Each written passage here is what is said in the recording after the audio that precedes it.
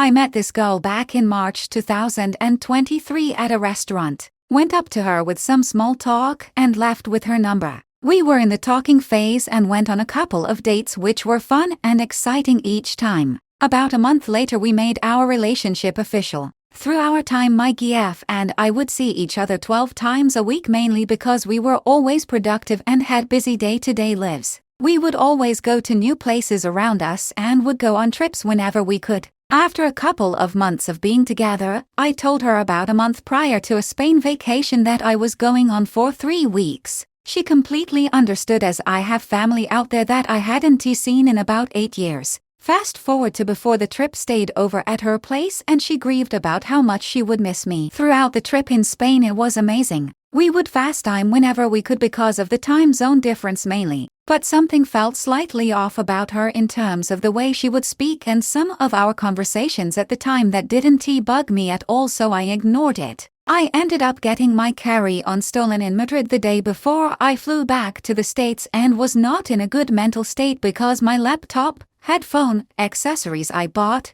and some good colognes were stolen. After coming home from the vacation I was desperate to see her, so we hung out the majority of the day after flying in. It was fun, grabbed dinner, checked out our favorite viewpoint and just talked for hours. In the next couple of months of August, September and finally October she seemed a bit more off. She seemed more busy at work on her late night shifts, would go hang out with friends here and there, and noticed she stayed home a little bit more often, so my suspicion was increasing. One night I hung out with my cousin and him and I went to a local college gym to get a lift in, and I texted my ex-GF that I would be at her place at around 9:30 p.m. Had my workout and got to my ex's house at around 9:05 p.m. just chilling in my car looking at Instagram Reek and called a buddy. About 10 minutes after I got there I saw this dude walk out of her front door. I was in shock, my heart dropped and just too many thoughts going through my head. So I just left and went home.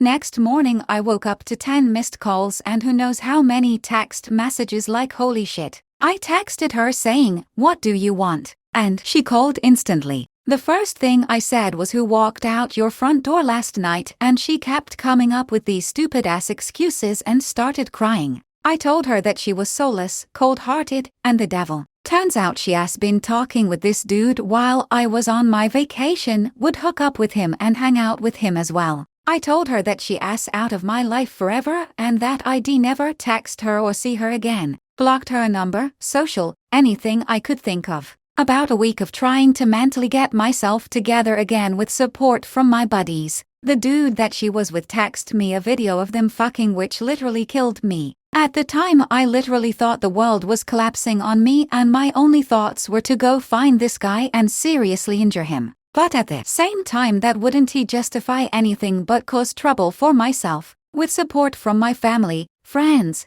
and my therapist I was able to mentally recover from that in a couple of weeks. With some really dark thoughts and thinking that I have no hope in the future finding a suitable relationship, I was lost. Fast forward to today, it has really changed me into a different person, thriving and growing my business, starting prep soon for my first bodybuilding show, and honestly being the happiest I've ever been. The one thing I feel like I am missing is a relationship where I can be with someone to have support and to just share my life with. But after this I have a small barrier and attachment issues at the same time, and obviously it is hard to get that with someone who is also my age in the day we live in. Note, for anyone who has been cheated on, you are not alone and you will get past the trauma. It will truly grow you out of your shell to be the best version of yourself.